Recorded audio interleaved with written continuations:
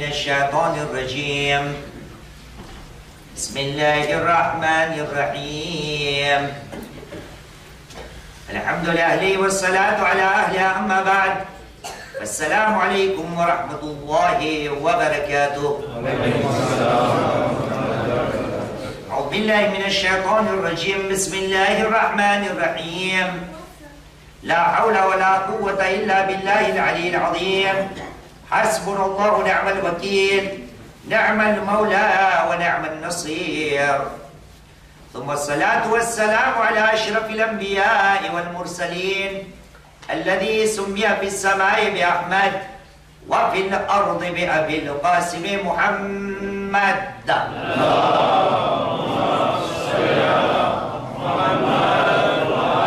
وعلى آل بيته الطيبين الطاهرين المعصومين، الذين أذهب الله عنهم الرجس وطهرهم تطهيرا.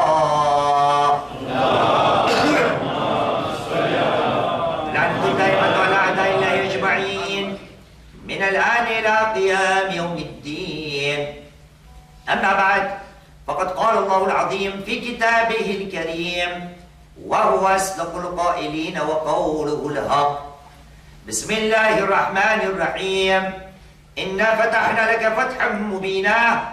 آمنا بالله، صدق الله العلي العظيم وصدق رسوله الكريم، ونحن على ذلك من الشاهدين.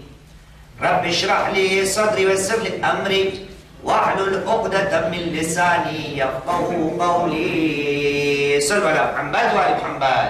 اللهم صل على محمد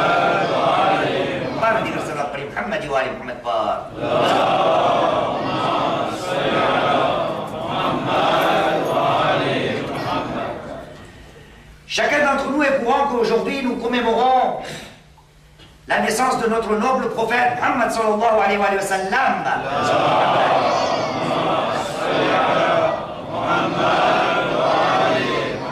Et aussi en même temps la naissance de son petit-fils, notre sixième imam, l'imam Ja'far al-Sadiq alayhi salam.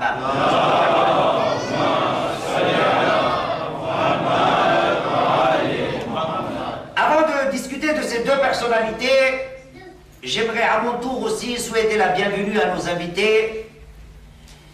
Et pour cela, Inch'Allah ta'ala, pour qu'ils ne se sentent pas étrangers à notre cérémonie, ensemble nous allons sacrifier notre propre langue pour que nous puissions honorer nos invités. Et donc nous allons parler en langue française. Nous vivons en France et il se doit que nous réservions une partie de notre vie à cette belle langue française. Sallallahu alayhi wa Muhammad.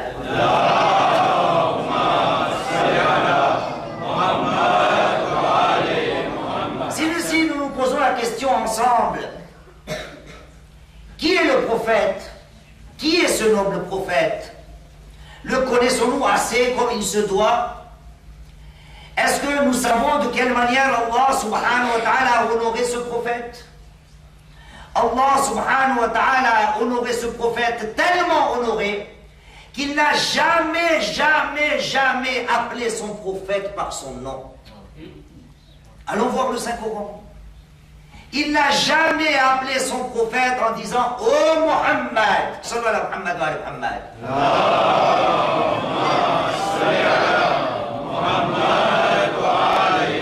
Ce prophète, le dernier des prophètes, le sceau des prophètes, est tellement le bien-aimé d'Allah subhanahu wa ta'ala qu'Allah subhanahu wa ta'ala a jugé utile de ne jamais l'appeler par son prénom. Or, il n'en est pas de même pour les autres prophètes. Prenons quelques exemples. Il est le dernier des prophètes, donc il se doit de parler du premier des prophètes. Allons voir le Saint-Coran. Allah subhanahu wa ta'ala, quand il s'adresse au premier des prophètes, voilà ce qu'il lui dit. Il lui dit dans le chapitre 2 du Saint-Coran, sur le Baqarah, donc la vache, verset 35, il lui dit Bismillahirrahmanirrahim, Ya Adam, uskun anta wa zawjuka fil jannah. Ô Adam, vis toi et ton épouse dans le paradis. Il ne s'agit pas seulement de Nabiullah Adam alayhi salam. Il y a beaucoup d'autres exemples. Prenons-en un autre. Allah subhanahu wa ta'ala, quand il parle du plus âgé des prophètes d'Allah subhanahu wa ta'ala, il s'agit en l'occurrence de Nabiullah Nour, donc Noé en français, Voilà ce que Allah subhanahu wa ta'ala dans le Saint-Coran, le chapitre 11 du Saint-Coran, verset 48, il s'adresse à lui et il lui dit Bismillahirrahmanirrahim, Qila ya Nuh, ihbit bisalamin minna, wa barakatin alik. Ô Nuh, descends de ton bateau avec notre sécurité et avec nos bénédictions. Et là aussi, Allah subhanahu wa ta'ala s'adresse au plus âgé des prophètes avec son prénom et il lui dit Ya Nuh. Encore plus, un des plus grands prophètes qui nous réunit ici, Nabiullah Ibrahim alayhi salam, Abraham. Même à lui, Allah subhanahu wa ta'ala, quand il s'adresse, il lui dit Bismillahirrahmanirrahim, chapitre 37, versets 104 et 105. 37, 104 et 105. Allah subhanahu wa ta'ala dit Bismillahirrahmanirrahim, wa nadaynahu an ya Ibrahim. Nous l'avons appelé, on lui a dit, ô Ibrahim. Verset d'après, qad saddaqta ar-ru'ya. Ô Ibrahim, tu as confirmé la vision. Encore mieux, celui qui a mérité la parole d'Allah subhanahu wa ta'ala. Il s'agit de qui? Nabiullah Moussa alayhi salam. Et pour l'invitation de mes hôtes, pour l'information de nos invités, je m'appelle moi-même Moïse. Sallu ala Muhammad wa ala Muhammad. Muhammad wa ala Muhammad. D'accord, ça va appeler Muhammad wa ala Muhammad.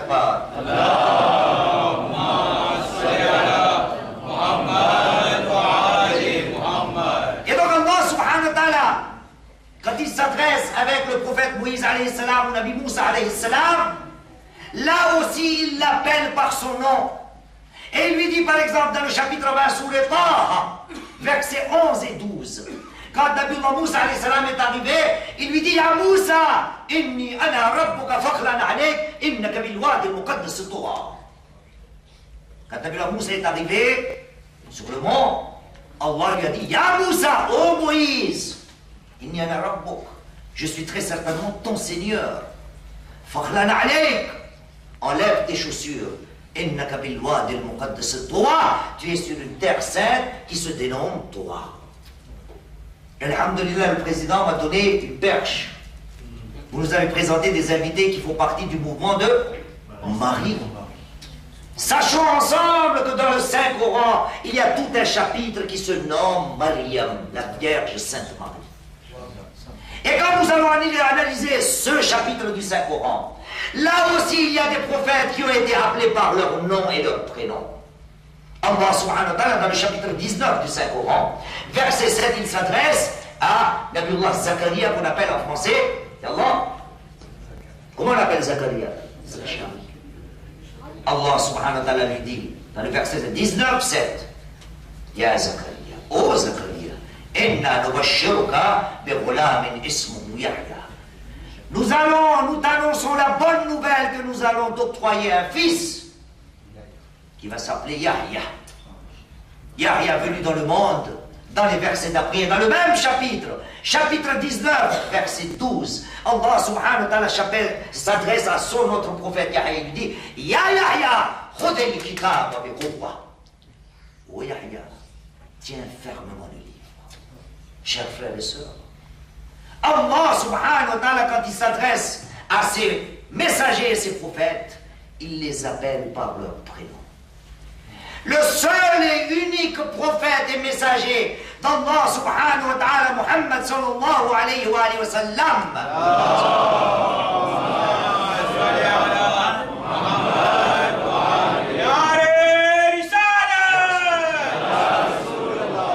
Qui n'a jamais été appelé par son prénom, il s'agit du dernier des prophètes. À lui, quand il s'adresse, il utilise ses qualificatifs. Exemple, Allah subhanahu wa ta'ala dans le surat 73 du Saint-Coran, verset 1, il lui dit Bismillahirrahmanirrahim, Ya ayyuhal muzammil, ô toi celui qui est enveloppé dans ses vêtements. Le chapitre d'après, le chapitre 74, surat Muddathir, 74 verset 1, Allah subhanahu wa ta'ala le parle, ou lui parle et lui dit Bismillahirrahmanirrahim, Ya ayyuhal muddathir, ô celui qui est enveloppé par son manteau. Quand le prophète est adressé par Allah subhanahu wa ta'ala, Jamais Allah subhanahu wa ta'ala ne s'adresse à lui avec son prénom. Et quand il s'adresse à notre prophète, voilà de quelle manière il s'adresse à lui. Le nom du prophète est toujours associé à deux qualités. Tellement Allah subhanahu wa ta'ala a honoré ce dernier des prophètes.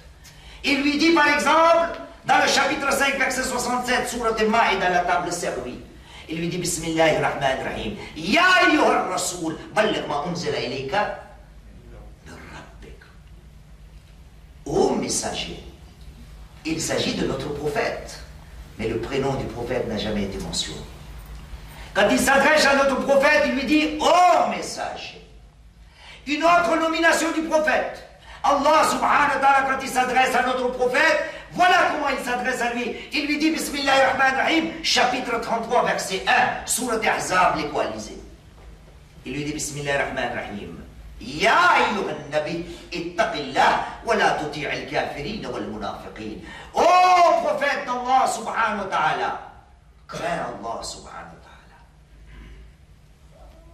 Et n'obéis pas aux mécréants et aux hypocrites. Voyez-vous, chers frères, Allah subhanahu wa ta'ala aime tellement ce prophète.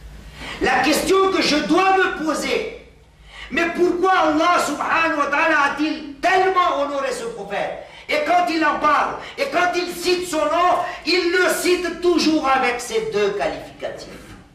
Il en dit par exemple, Bismillahirrahmanirrahim, chapitre 3, verset 144. Il dit Bismillahirrahmanirrahim, Wa ma Muhammadun illa Rasoul.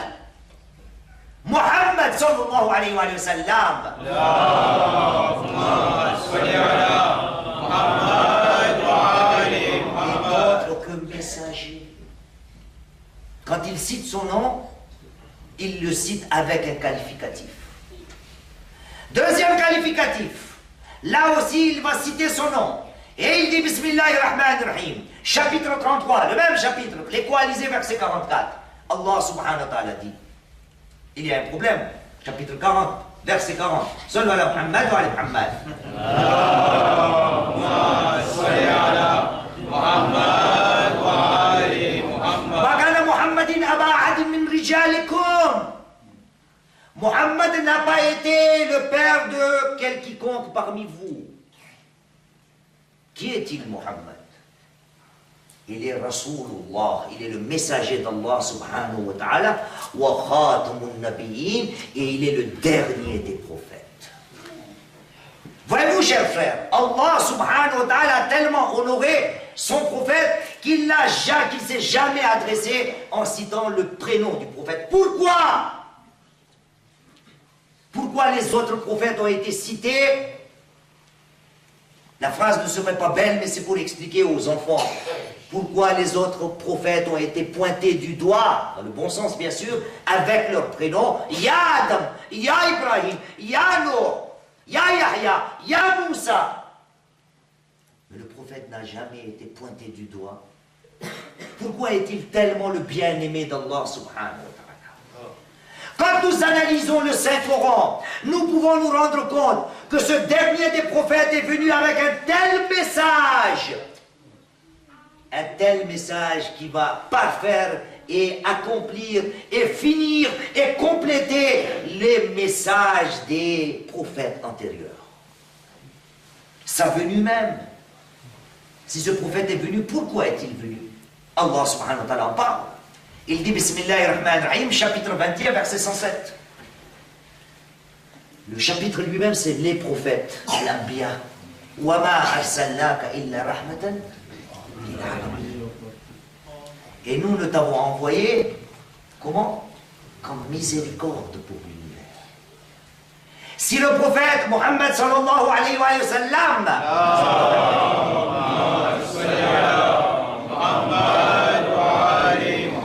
est lui-même miséricorde, et donc est-il étonnant qu'il soit tellement aimé par Allah subhanahu wa ta'ala, lui-même Allah subhanahu wa ta'ala qui a la qualité de Rahman et Rahim, miséricordieux et très miséricordieux. Car le prophète a les mêmes qualificatifs qu'Allah subhanahu wa ta'ala. Et pas seulement ça. Car le prophète, quand il est venu, voyez-vous, au début du discours, j'ai cité le verset 1 du chapitre 48. Surat al-Fath, la victoire. Allah subhanahu wa ta'ala s'adresse à son prophète. Et là aussi, il ne prononce pas son prénom. Il lui dit Bismillahirrahmanirrahim. 48, 1. Inna fatahna laka fatham mubina.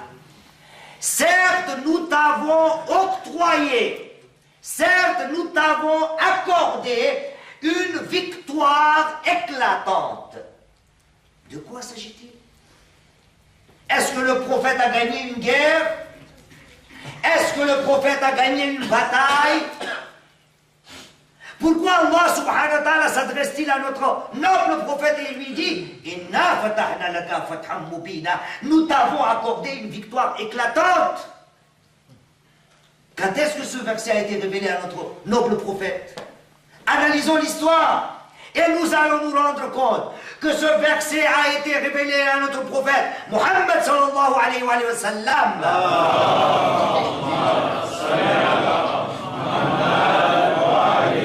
Au moment de la conquête de la Mecque. Et tout cela à la fin de sa prophétie. Que s'est-il passé à la Mecque? Y a-t-il eu des armes? Y a-t-il eu de la violence? Y a-t-il eu des batailles? Y a-t-il eu de l'animosité? Qu'est-ce qui s'est passé à la conquête de la Mecque? Et pourquoi Allah subhanahu wa ta'ala s'adresse et il dit nous t'avons octroyé une victoire éclatante. Qu'est-ce qui s'est passé à la Mecque? L'histoire va nous relater. Car aujourd'hui, dans le monde entier, dans chaque recoin du monde, tout le monde est à la recherche de la miséricorde. Ce bas monde pourrait marcher tellement mieux si tout le monde était miséricordieux. Le prophète est venu avec la miséricorde. Et la miséricorde, si Allah subhanahu wa ta'ala l'a tellement aimé qu'il ne s'adresse jamais avec son prénom. Allons voir ce que ce prophète, Muhammad sallallahu alayhi wa sallam,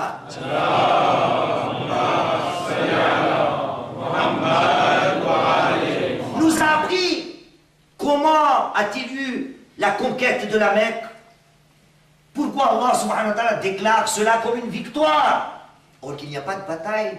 Il n'y a pas d'épée, il n'y a pas de monture, il n'y a pas de chevaux, il n'y a pas de martyrs, il n'y a pas d'écoulement de sang. Et Allah subhanahu wa ta'ala dit, nous t'avons octroyé une victoire, ou nous t'avons accordé une victoire éclatante.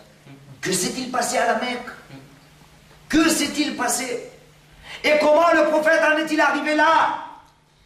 Est-ce que nous savons si ce prophète est tellement aimé par Allah subhanahu wa ta'ala? Tout d'abord, il a été envoyé en tant que miséricorde, nous l'avons vu. Mais c'est ce prophète-là aussi, par le biais du Saint-Coran, qui a trouvé refuge dans le fait que ce que Allah subhanahu wa ta'ala avait voulu, ce prophète-là l'a mis en œuvre. Allah subhanahu wa ta'ala, quand il nous a créés, quel est notre statut auprès d'Allah subhanahu wa ta'ala? Il dit Bismillahirrahmanirrahim, chapitre 17, Surat Bani Israël, les enfants d'Israël, verset 70. Il dit Bismillahirrahmanirrahim, وَلَقَدْ كَرَّمْنَا بَنِي آدَمَ. Nous avons honoré qui? Les fils d'Adam. Y a-t-il mention ici que nous avons honoré les musulmans? Y a-t-il mention que nous avons honoré les juifs? Y a-t-il mention que nous avons honoré les chrétiens? Y a-t-il mention que nous avons honoré les nazaréens? Personne. Nous avons honoré toute l'humanité. Et nous qui sommes duodécimains. Ô toi, celui qui croit et qui se dit que ton premier imam n'est autre que l'imam Ali ibn Abi Talib alayhi salam.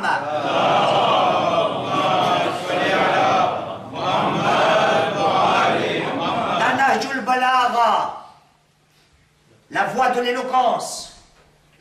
Il s'adresse à son peuple, donc à nous. Et il nous dit An-nas sinfan. Il y a deux catégories de personnes. An-nas sinfan. Amma akhun laka fi ad-din ou nadirun laka fi al-khalq. Il y a deux genres. Le premier n'est autre que akhun laka fi ad-din.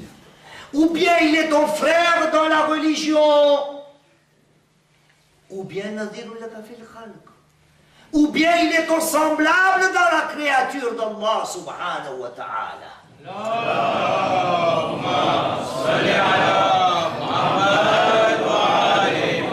Le prophète est venu instaurer cela, nous indiquer qu'il est la miséricorde.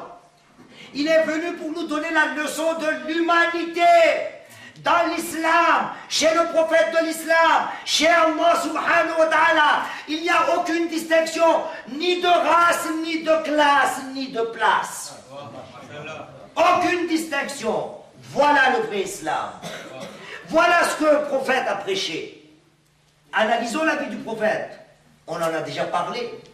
Mais aujourd'hui, l'occasion se présente de faire un petit rappel. Comment les gens se sont convertis à l'islam? Parce que le prophète a dit il faudra faire 5 fois par jour la prière. Parce que le prophète a dit il faudra jeûner le mois béni de Ramadan. Parce que le prophète a dit que pendant Dhul Hajj il faudra aller au pèlerinage. Parce que le prophète a dit qu'il faudra donner de l'aumône et de la taxe. Non! Le prophète, s'il a ramené une réforme sociale et jusqu'au nos jours, tout simplement par un outil. Et l'outil s'appelle l'humanité. Les gens ont compris que les paroles de ce monsieur nous parlent. Analysons la vie du prophète à la Mecque.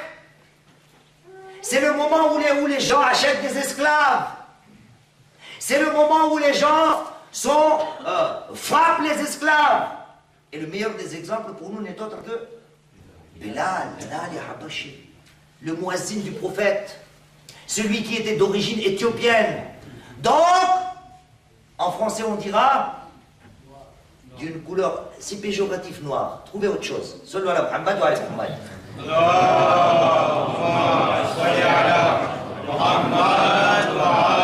Muhammad. Gentiment, on va dire il était homme de couleur.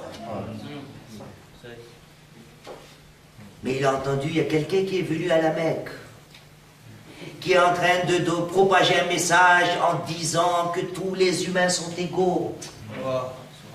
Et ça, Bilal, ça le parlait. Ça l'a touché. Et il s'est dit, moi, je vais accepter cette religion-là. Pourquoi? Parce qu'il parle ma langue. Il parle la langue de l'humain. Chers frères, le prophète était venu pour nous rendre de meilleurs humains. Il parlait la langue de l'humanité. Serait-il digne de notre part, surtout nous en tant que musulmans, qui célébrons et commémorons sa naissance aujourd'hui, que nous ayons de l'animosité envers quiconque dans notre vie? Et nous avons aujourd'hui des invités, des co-religionnaires, dirons-nous. De quelle manière Allah subhanahu wa ta'ala nous a donné l'ordre? Allons voir le prophète. Allah subhanahu wa ta'ala ne dit pas au prophète, ne dit pas aux gens, il dit de passer par le prophète. Et il lui dit, chapitre 3, verset 64. Il lui dit, Bismillahirrahmanirrahim. Qul ya ahlal kitab. Dis, ô vous les gens du livre. Ah bon? Qu'est-ce qu'on va faire? Ta'alu ila kalimatin sawa baynana wa baynakum. Soyons unis sur une parole commune. An la na'buda illa Allah wa la nushriku bihi shay'a. Nous n'allons adorer que Allah subhanahu wa ta'ala. Nous n'allons lui associer personne. Wa la yattakhidh ba'duna ba'dan arbaban min dunillah. Nous n'allons engendrer aucune divinité avec Allah subhanahu wa ta'ala. Allah, Ahl al-Kitab. C'est qui Ahl al-Kitab? Les gens du livre. C'est qui les gens du livre? Qui? Les chrétiens. Quel est le livre des chrétiens? L'évangile ou la Bible? Les frères juifs, quel est leur livre? La Torah. Les frères musulmans, quel est leur livre? C'est bien. 20 sur 20. Mais posons-nous la question. Allah subhanahu wa ta'ala dit, Qul ya ahl al-kitab, et vous avez la traduction, on dit aux gens du livre. Mais pourquoi Allah subhanahu wa ta'ala ne dit-il pas, ya ahl al-kutub, on vous les gens des livres? Allah subhanahu wa ta'ala est en train de nous dire, la Torah vient de moi, la Bible vient de moi, le Coran vient de moi, vous êtes tous unis, vous êtes sur la même voie. C'est pour ça que j'utilise le singulier, non pas le pluriel.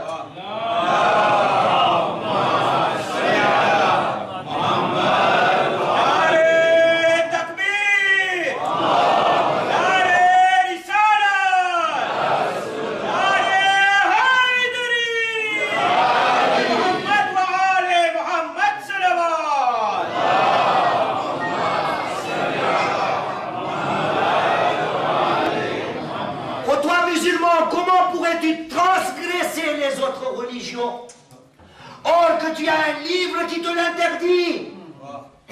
Or que tu as ce prophète qui te l'a interdit. Vous en voulez une preuve? Cheikh Moïse ne parle jamais avec sa parole. Il parle avec le Coran. Allah subhanahu wa ta'ala dit Bismillahirrahmanirrahim, chapitre 6, verset 108. Allah nous parle à nous. ولا تسبوا الذين يدعون من دون الله فيسبوا الله عدوا بغير علم. Ne transgressez jamais les autres, ceux qui ne croient pas à Allah subhanahu wa ta'ala, ceux qui ont d'autres divinités que Allah subhanahu wa ta'ala. Sinon eux aussi par ignorance et animosité vont transgresser Allah subhanahu.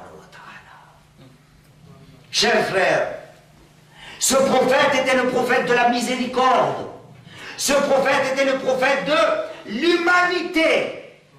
Soyons de meilleurs humains. Il a conquis la Mecque avec l'humanité. Nous avons vu l'exemple de Bilal, des esclaves, des serviteurs. Allons voir encore à la Mecque. Avant quelques jours, nous avons parlé de cela. Mais c'est un rappel. Le prophète est venu quand les gens tuaient les filles. Vous vous souvenez?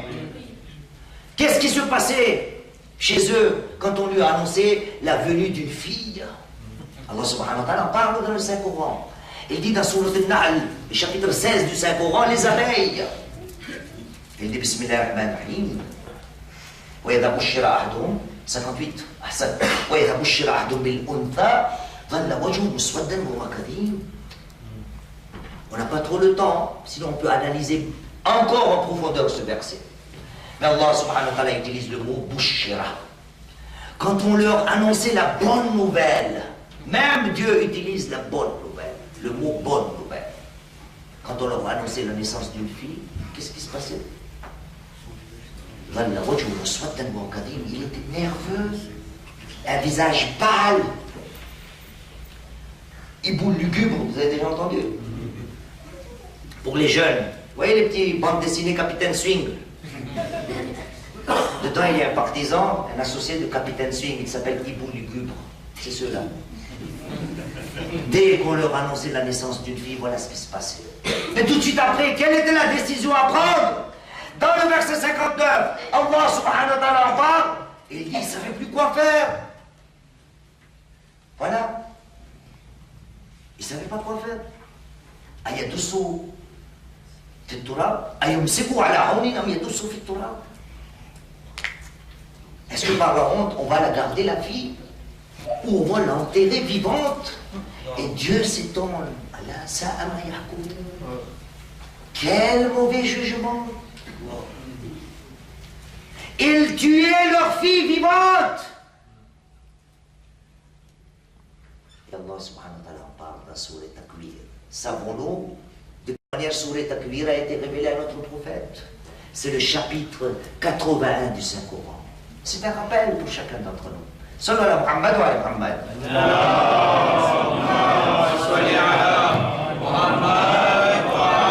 Je vais vite passer là-dessus.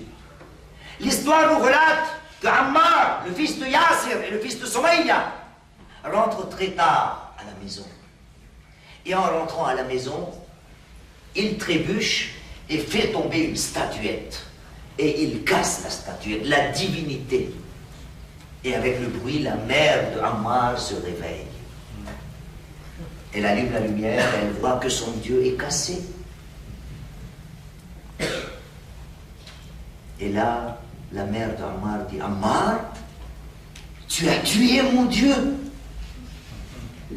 Et Ammar, le fils, lui dit, maman, mais comment pouvons-nous adorer un Dieu à qui nous donnons nous-mêmes naissance et que nous tuons nous-mêmes par nos mains? Quand le fils a parlé à voix haute à sa mère, le père s'est réveillé. Yasser, il est venu voir et participer à la conversation. Il a dit, Ammar, tu as un tel toupet de parler à ta mère de cette façon-là. Même dans l'ignorance, hein, il y avait des gens civilisés qui savaient comment parler à leur maman. Serions-nous pas un peu pire que ces gens-là si aujourd'hui, de nos jours, nous avons des enfants qui parlent à voix haute à leurs parents?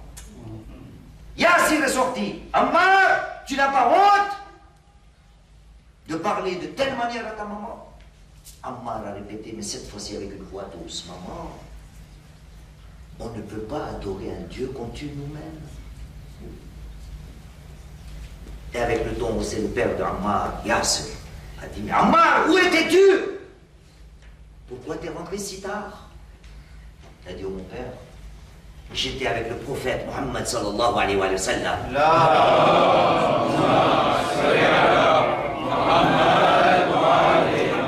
Et savez-vous, qu'est-ce qui a été révélé au prophète aujourd'hui? Il lui dit, raconte-nous.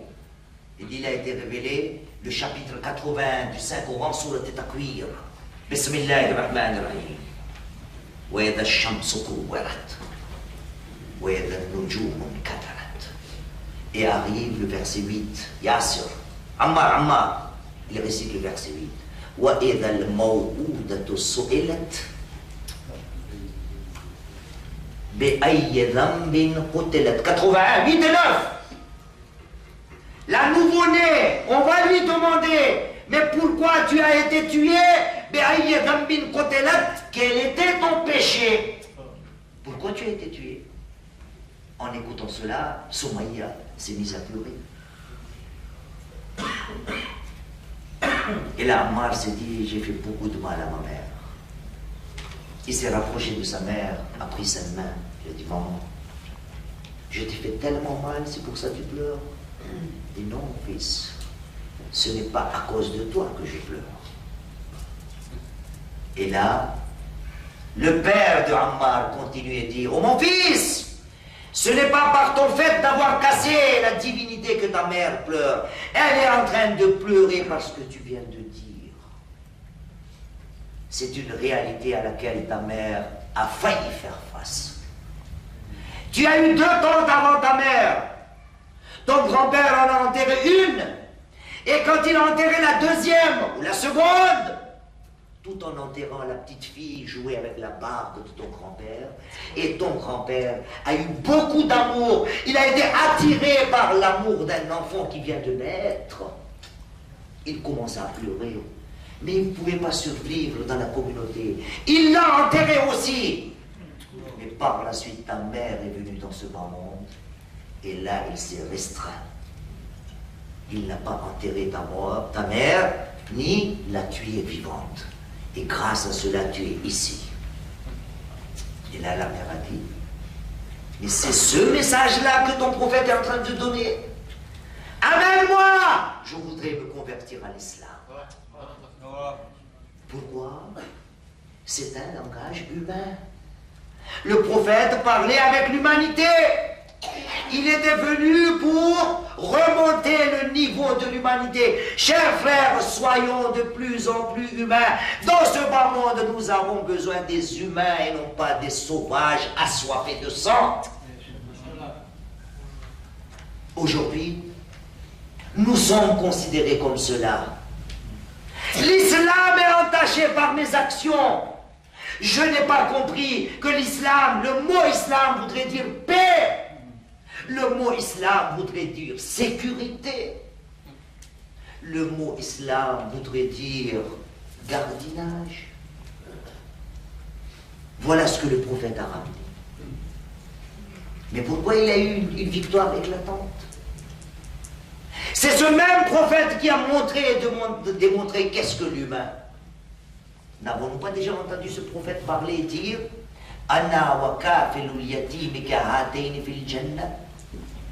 Ana wa kafilul yatimi ka hatayn fil jannah. Moi et celui qui s'occupe d'un orphelin, pas des orphelins, d'un orphelin, il sera comme ceci dans le paradis. Comme ça, c'est-à-dire côte à côte. Il sera mon compagnon, il sera mon voisin. Inch'Allah, comme nous l'a expliqué notre curé, que Dieu n'a pas répondu, et qui sont-ils? Nous ne savons pas qui sont-ils. Nous ne savons pas. Inch'Allah, comme il a dit, nous y serions ensemble, Inch'Allah. Salut ala Muhammad wa ala Muhammad. Allahumma salli ala Muhammad wa ali Muhammad. Al-Yatim. Yatim, qui a montré qu'il fallait être compassion. La compassion. Qu'est-ce que l'islam? Combien de fois j'en ai parlé? Quand on est venu demander à ce même prophète Muhammad sallallahu alayhi wa sallam,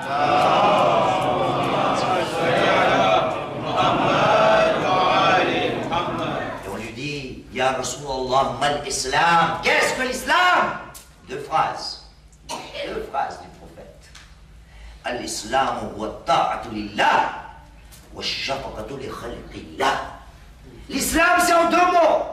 C'est l'obéissance à Allah subhanahu wa ta'ala et la compassion envers la créature d'Allah subhanahu wa ta'ala. Voilà l'islam. Allez, takbir! Allahu Akbar! Allez, risalat! Ya Rasulallah! Allez, hayrari! Ya Ali! Créature d'Allah subhanahu wa ta'ala, cela ne se limite pas aux humains. On n'a pas le temps. Quels sont les droits des animaux dans cette religion? Analysons-les. Quels sont les droits des plantes de la terre dans cette religion? Quels sont les droits des cieux dans cette religion? Quels sont les droits des astres dans cette religion? C'est pour ça que quand le prophète est venu, Allah, qu'est-ce qu'il dit? Bismillahirrahmanirrahim, chapitre 21, verset 107.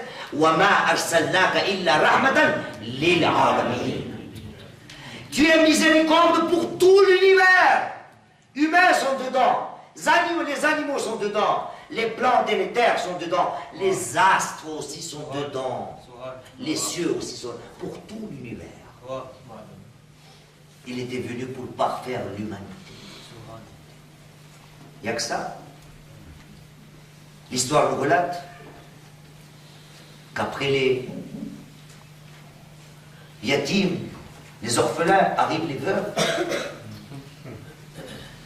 Qui était le premier? Aujourd'hui, le monde entier connaît notre prophète. Comme quoi il avait trop de femmes ou beaucoup de femmes. Certainement il avait beaucoup de femmes, mais pas trop de femmes. La fille de Omar ibn al-Khattab, Hafsa, elle était devenue veuve. Personne n'était prêt à se marier à elle. Il y a une personnalité qui s'est levée. Muhammad sallallahu alayhi wa sallam s'est dit, c'est moi qui vais prendre soin d'elle.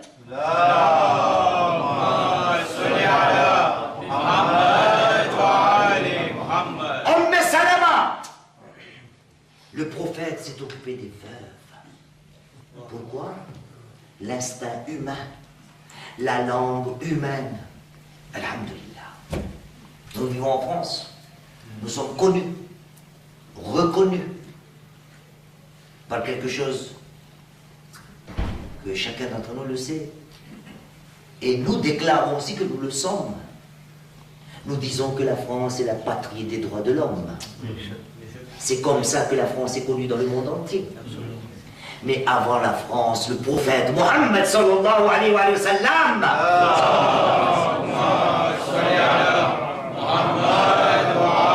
est venu donner ce même message. L'humanité, les droits de l'homme Ô toi musulman qui commémore et célèbre la naissance de ton prophète. Voilà ce qu'il en est avec les autres religions.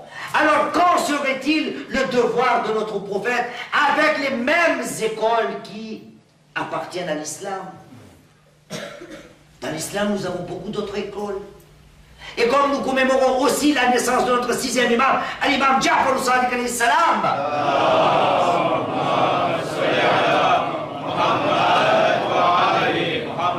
Écoutons, repensons, analysons ensemble un de ses ordres, un de ses décrets.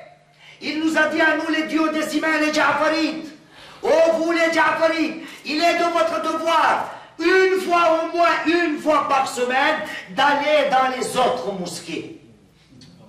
Pourquoi a-t-il dit cela? C'est parce que cette religion, cette école, c'est l'école de l'humanité, de la miséricorde et de l'égalité. Tout le monde est pareil. Mais aujourd'hui, voyons l'état du monde musulman. Et nous en sommes responsables, nous aussi. Parce qu'il est fort possible que beaucoup d'entre nous, et le premier d'entre eux, moi-même, je me dis, oui, mais moi, j'ai rien à voir dedans. Si, j'ai beaucoup à voir dedans. Si je ne dis rien, si j'accepte tout ce qui se passe, au vu d'Allah subhanahu wa ta'ala, auprès d'Allah subhanahu wa ta'ala, je sais, je serai aussi responsable que ces gens-là qui sont sur le terrain. Qui divisent la nation, qui divisent la nation musulmane. Le prophète était là pour l'humanité. Même avec les ennemis, que s'est-il passé à la Mecque? Quand Allah subhanahu wa ta'ala dit à son prophète, 48 ans, Inna fatahna laka fathan mubina. Nous t'avons donné, accordé une victoire éclatante. Qu'est-ce qui s'est passé? Eh bien, il y avait des sauvages, des inhumains qui étaient avec le prophète. Le prophète rentre à la Mecque et voilà les gens qui se disent, c'est bon, c'est le moment de prendre sa revanche. Nous avons les noms de ces, dirons-nous, des talibans, les extrémistes, qui sont sortis dans les ruelles de la Mecque. Et ils ont dit, Al-Yom Yom al-Malhama. Aujourd'hui, c'est la journée de la revanche. Quel est notre terme de revanche? Vengeance. Vengeance. C'est la journée de la vengeance, de la revanche. Le prophète a eu vent de cet appel. Les gens se sont rassemblés auprès du prophète. Et savez-vous parmi ces gens-là, qui avait-il? Abu Sufyan, celui qui a engagé la première bataille de l'islam, Badr, l'an 2 après l'Hégire. La seconde bataille de l'islam, Uhud, l'an 3 après l'Hégire. Et qu'est-ce que n'a pas perdu notre prophète? Pendant la bataille d'Uhud, le prophète a perdu son oncle. Il a été tellement marqué que l'histoire nous relate. Quand les femmes sortaient de leur maison pour pleurer les martyrs de Uhud, le prophète dans son coin pleurait tout seul et il disait, mais qui va pleurer mon oncle Hamza? Hamza, c'est le Shouda. Qui va pleurer Hamza? Savons-nous qui avait tué Hamza? Vachi, il s'appelle. Les frères qui comprennent l'arabe, malheureusement il n'y en a pas un ici. Le mot Washi, ça veut dire le sauvage. Incroyable! Les gens s'appelaient comme ça. Je ne sais pas ses parents qui ont appelé leur fils Washi, le sauvage. C'est lui qui avait tué Hamza. Et le jour de la conquête de la Mecque, le prophète rentre à la Mecque. Il y a Washi qui se présente devant lui. Il y a Abu Sufyan qui se présente devant lui. Il y a Hind, l'épouse de Abu Sufyan, celle qui a voulu mâcher l'estomac de Hamza. et le prophète a eu vent qu'il y a des gens qui disent aujourd'hui c'est la journée de la vengeance, le prophète a dit Al-yawm yawmul marhama. Non, aujourd'hui c'est la journée de la miséricorde et du pardon. Et c'est ça qu'Allah subhanahu wa ta'ala appelle par Inna fatahna laka fathan mubina. Nous t'avons octroyé ou nous t'avons donné quoi? Une victoire éclatante. Chers frères, connaissons mieux notre prophète. Il était venu pour l'humanité. Il était la manifestation de la miséricorde et de l'humanité. Soyons dans notre vie aussi miséricordieux que possible, aussi humain que possible, et dans tous les domaines de la vie. Cela concerne dans chaque cadre de notre vie, dans notre société. Miséricordieux et être humain avec les voisins, avec les parents, avec les enfants, avec les élèves, avec les professeurs, avec les patrons, avec les employés, avec les voisins, avec les dames, avec les femmes, avec les pères, avec les mères, avec les beaux-parents, avec les belles-filles, avec les beaux-fils. Dans toutes les situations, si tu es un vrai musulman et si tu commémores la naissance du prophète, Muhammad sallallahu alayhi wa sallam,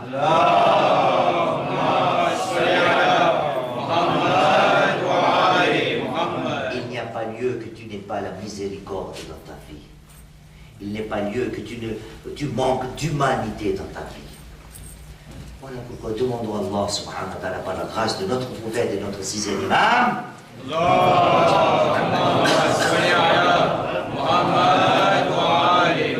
qu'il nous donne par sa grâce la force d'être de meilleurs humains. Et si nous devenions de meilleurs humains, Inch'Allah, nous serons de meilleurs musulmans. Alors, alhamdulillah, Rabbil Alamin. Rabbana taqabbal minna, innaka antas samiul alim.